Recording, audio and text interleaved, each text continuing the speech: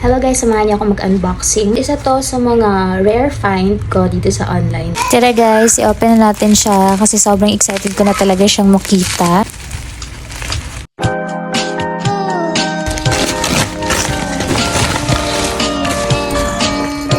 OMG.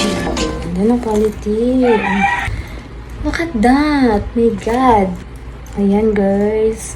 Good. Ang ganda. Sinerch ko nga to sa Mercari guys. Nasa 5.9 something. OMG. 5.9. Tapos pre-loved condition yan. So how much more kaya kung yung original price nito?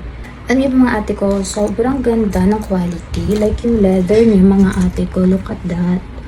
So makita ko sa inyo yung details niya. Ito sa loob. Meron siyang zipper. Okay. And meron siyang side pocket dito sa gilid. And dito sa harap meron din siyang zipper. And sa likod meron din siyang zipper. See? Ang ganda ng pagkaka-leather. Saka naka-embroidery pa siya. Malaki din siya mga ate ko. Tingnan nyo nga. Oh my God, favorite ko na siya. So alam nyo kasi guys, ito mga ganito is mahirap siya hanapin na. Like, siguro makikita mo lang siya somewhere from Japan box. So, rare find po talaga yung mga ganito.